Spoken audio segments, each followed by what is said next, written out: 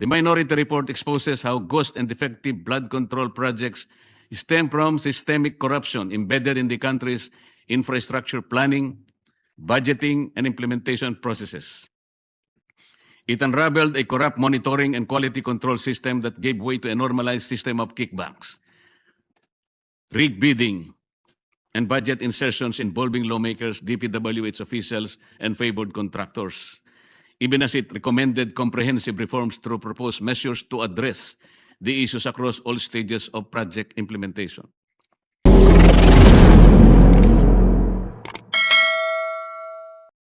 Mr. President, distinguished colleagues, I rise today on a matter of personal and collective privilege. Mahiya naman kayo. These are the very exact words uttered by the President 8 months ago. Yes, Mr. President, walong buwan na mula nang tumambad bayanang Pilipino at sa buong mundo ang malawakang anomalya at korupsyon sa likod ng mga flood control projects. Pagkatapos ng 8 buwan, natukoy na ba kung sino ang mga walang hiya? Since the first Blue Ribbon hearing last August 19, 2025, the public has watched closely, anticipating the outcome of our inquiries and investigations. The demand for transparency and accountability did not subside. It has only grown louder. Despite the increasing public clamor for transparency and accountability, we are stuck in a maze of indecision and complacency, waiting for a report that has long been overdue. Mr. President, as early as December of last year, the minority submitted its observations, findings, and recommendations based on the initial 6 public hearings of the Blue Ribbon Committee and labeled it a minority report, for lack of a better term. Let me be clear, it was not intended to disrespect the committee nor the Senate as a body. Fully aware of the hearings on the flood control anomalies that had not concluded, and in the absence of a committee report, the public has long been waiting. The report was not filed with the Bills and Index, but coursed through the office of the Senate President, hoping for proper disposition. The minority report was initiated out of our solemn duty to the Filipino people who are eagerly awaiting and demanding for the Senate's decisive action on the nationwide flood control scandal.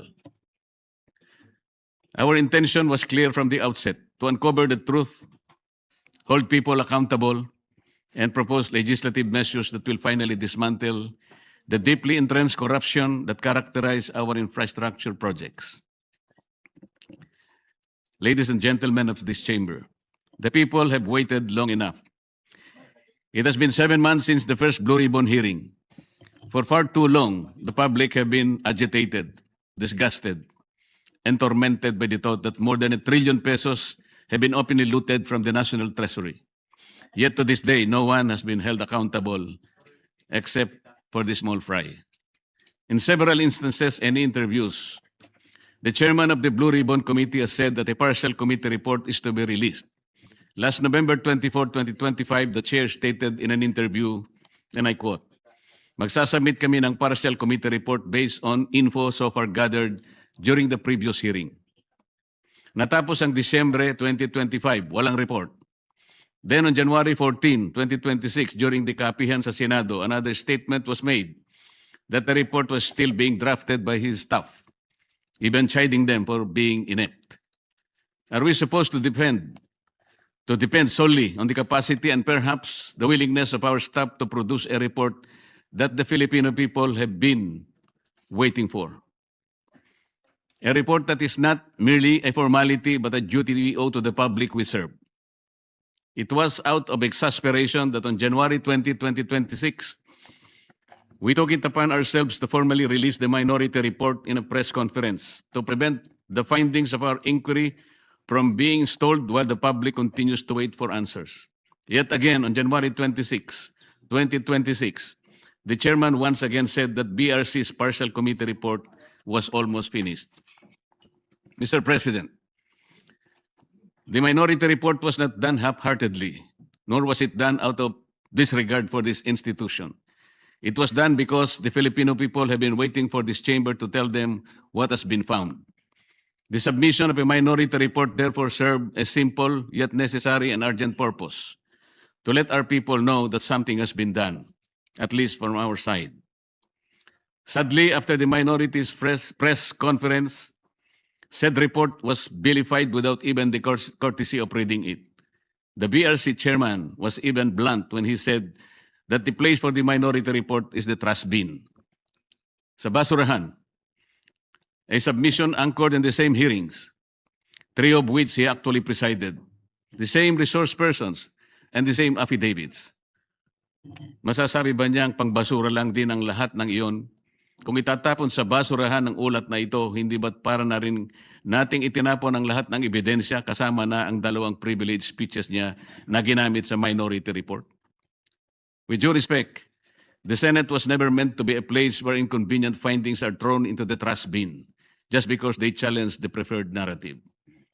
The minority report exposes how ghost and defective blood control projects stem from systemic corruption embedded in the country's infrastructure planning, budgeting, and implementation processes. It unraveled a corrupt monitoring and quality control system that gave way to a normalized system of kickbacks, rigged bidding, and budget insertions involving lawmakers, DPWH officials, and favored contractors, even as it recommended comprehensive reforms through proposed measures to address the issues across all stages of project implementation. Finally, the minority report raised serious concerns about veering away from the initial course of investigation, from pursuing major perpetrators to selective summoning of witnesses, intimidation or discrediting of whistleblowers, and the failure to summon key political figures. This shift will undermine public trust and weaken the truth-seeking function of the Blue Ribbon Committee. As we have witnessed, after the testimony of ex-Marine Sergeant Orly Gutesa, there has been a month-long halt in the investigation, giving the persons mentioned by him, John Paul Estrada and Mark Tiksay, to flee the country to parts unknown. The resignation of BRC chairman that followed already changed the narrative. Gutesa, the only witness who connected the money trail from Saldico to Martin Romualdez, was painted to fake his notarized sworn statement. Siya pa ang tinakot kasuhan ng falsification of public documents at perjury. To rectify this, Mr. President, I just filed a disbarment complaint against Attorney Espera and administrative complaint against Executive Judge Season of Manila RTC. Meanwhile, on February 11, 2026, my office received what appears to be a draft report from the Blue Ribbon Committee, which can only assume to have originated either from the chairman's office or from the Blue Ribbon Committee which he chairs. What was transmitted to us, Mr. President, was a link to a PDF document bearing a watermark OS Marcoleta across each and every page. Yet the said partial report does not bear the signature of the chairman, a formality ordinarily expected of any report issued by a committee, particularly from the Blue Ribbon Committee. Given the circumstances, the status of the Blue Ribbon partial report is unclear, and it could easily be disowned or disavowed at a later time. In light of this, Mr. President, guidance is respectfully sought on how such a document should be properly regarded by this body. The same people were hell-bent on criticizing the manner by which the minority report was submitted. Yet they have no qualm circulating a supposed committee report in a manner that lacks even the most basic formalities expected of an official document of this institution. Maybe because of the following observed weaknesses. In the BRC chairman's interview with Dos por Dos on DCRH as early as July 31, 2025, he alleged that there are at least 60 sitting congressmen who also acted as contractors of infrastructure projects in their own districts.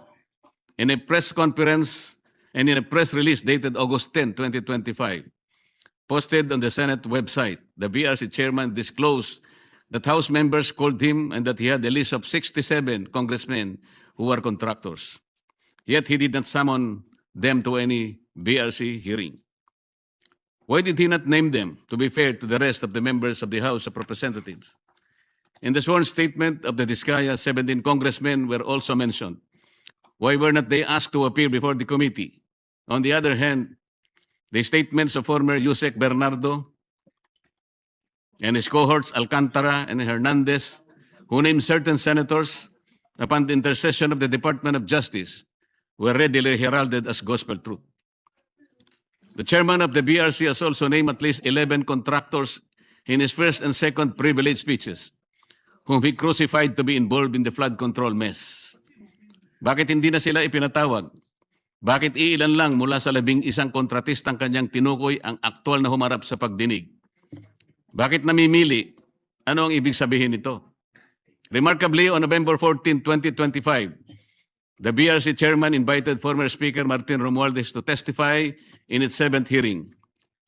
He did not appear. Then on January 22, 2026, as quoted by various media outlets, the chairman said that former Speaker Martin will be invited again. If he wants to attend, he is welcome, but he cannot be forced to come due to interparliamentary courtesy. This doctrine can be challenged in the light of Section 27, Article 2 of the 1987 Constitution, which reads, "The state will maintain honesty and integrity in the public service and take positive and effective measures against graft and corruption." This doctrine, Mr. President, which is not even part of our rules, is not absolute and should not prevail over a clear and categorical mandate of the Constitution. The members of Congress have no immunity from investigation, subpoena, or public scrutiny. If anything, those who occupy the highest offices in the government must be the first to answer, not the last to be asked. And on January 11, 2026, in a radio interview over DZBB, the BRC chairman said that there is no solid evidence linking former Speaker Martin Romualdez to the flood control controversy. This is deeply troubling not only for what was asserted, but for what was prematurely concluded because the records of the hearings clearly reveal otherwise. First, Gutesa, who appeared and categorically linked him to the controversy. Second, Saldico, in his several video feeds, identified him and others as the principal actor of this most despicable scandal. Third, at least 2 out of the 17 congressmen in this Discaya's list reportedly referred to Martin Romualdez. Sa mga unang pagdinig ng Blue Ribbon Committee sa ilalim ng pamumuno ng kasalukuyang chairperson, iminungkahi ko po, Ginoong Pangulo, na anyayahan din si dating Governor Luis Chavez Singson na nagpahayag din ng kahandaan at kagustuhan na dumalo upang tumestigo sa mga flood control projects sa Ilocos. Wala rin pong nangyari, Ginoong Pangulo. We are now seeing a clear pattern in this mambo-jumbo that whenever a witness points to former Speaker Romualdez as being linked to the controversy, the credibility of that witness is quickly placed in question. In an ambush interview at the Senate on November 14, 2025, by various media outlets, the BRC chairman clarified that a remote sworn testimony will be allowed only if Saldico appears before Philippine Embassy or Consulate, and a request for a Zoom meeting under oath will be valid. First, Saldico fears for his life and therefore he cannot go to any Philippine embassy. Kung si Gutesa nga ay bigla na lang naglaho na parang bula. Sa halip na suportahan at pakinggan ng mga naglalantad ng katotohanan, sila'y pinababayaan at nailalagay pa sa panganib. Second, the statement is incorrect because under the Apostille Convention, which the Supreme Court already implemented under OCA Circular number 210-2023, Saldico can take his oath before any commissioned notary in Portugal or elsewhere in Europe. He doesn't have to do it before a Philippine consular office. All he has to do is for his sworn statement to be apostilled in that foreign country, and it will have the effect of a statement sworn before a Philippine consulate. In the 8th hearing on January 19, 2026, the VRC chairman stated, let me emphasize the point, or one point. We always go wherever or where the evidence leads us. We do not target any particular person, nor do we have the intention to cover up for anybody. If that is truly the guiding principle of this investigation, Mr. President, then several matters would have been highlighted and pursued with equal vigor. For instance, on November 18, 2025, he made a revelation during the plenary debates of the 2026 budget on general principles in the presence of DBCC officials. Sinabi niya na base sa usapan nila ni Yusek Bernardo, meron siyang may mga taong nagne-name drop sa Pangulo, tulad ni na Yusek Adrian Bersamin at Yusek Traigib Olaybar, na nagutos kay Saldico na ipasok sa BICAM yung insertions ng 100 billion. Panoorin po natin ang video, Mr. President.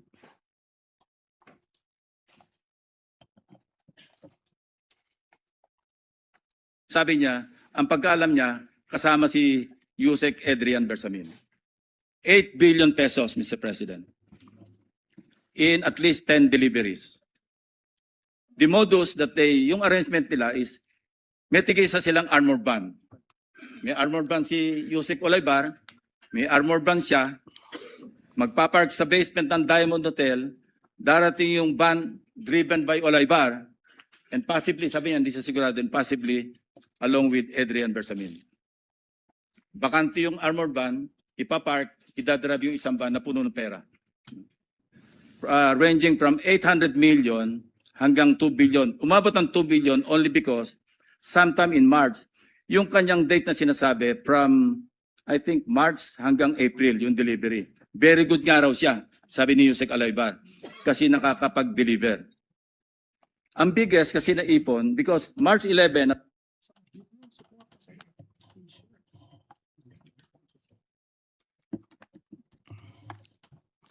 Ngunit kailanman na hindi po naimbitahan si Yusek Adrian Bersamin upang harapin at linawin ang akusasyong ito na mismong chairman pa ang nagsiwalat sa plenaryo. Earlier, on November 14, 2025, in an ambush interview, he already disputed the statement of Saldico about the alleged 100 billion insertions allegedly made by the President in the BICAM. Ang malinaw rito, Mr. President, ay magkakaibang pahayag at pagkakaunawa sa parehong issue. Isang senyalis ng kontradiksyon na posibleng pagmamanipula na dapat sana'y malinaw at tapat sa publiko.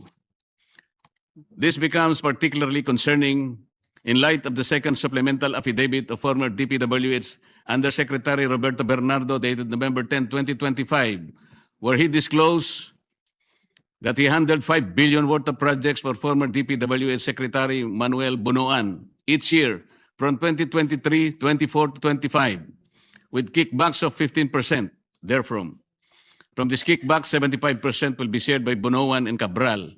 The 25% goes to Bernardo.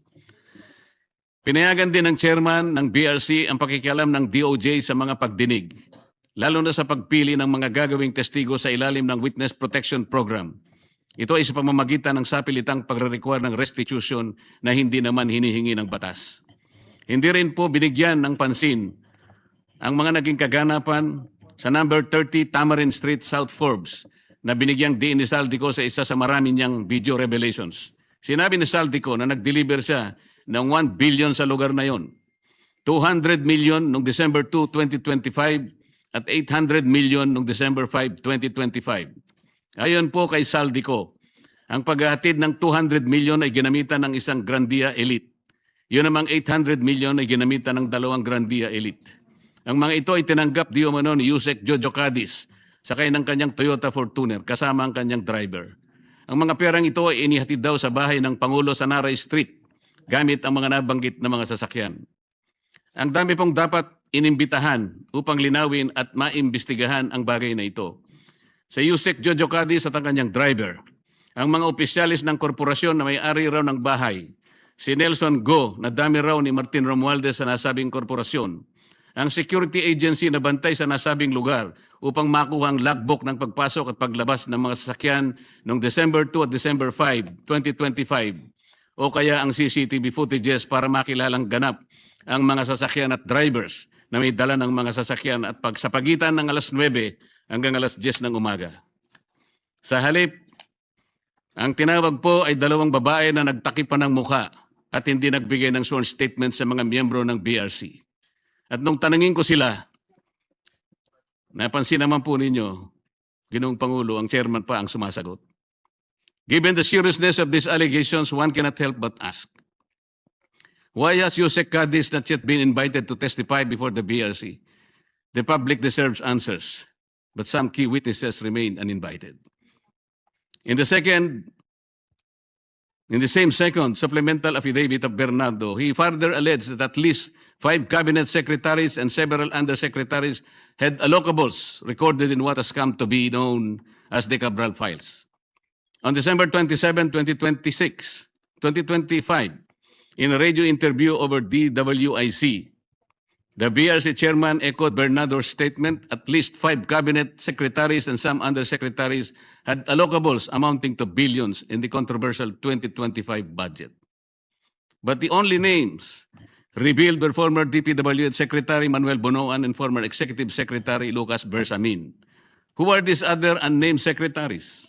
And were they the same secretaries referred to by Bernardo in his second supplemental affidavit?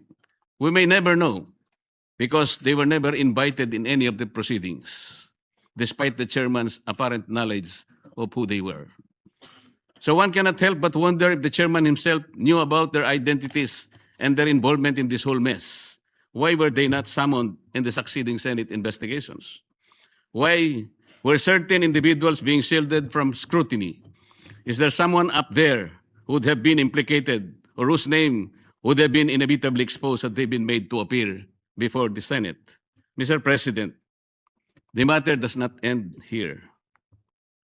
On February 24, 2026, a press conference was held in which one Attorney Levy Baligod presented a joint affidavit from 18 former members of the Philippine Marine Corps, a former enlisted personnel of the Philippine Army, and a reservist of the Philippine Army. The affidavit alleges that they were involved in the delivery of maletas filled with cash to various recipients, purportedly under the orders of Saldico. Sila po ay nagpahayag ng kanilang mga nalalaman tungkol dito sa malupit na pandarambong sa kaban ng bayan. Nabanggit nilang muli ang 30 Tamarin Street sa South Forbes Park, gayon din ang 14 at 41 Nara Street.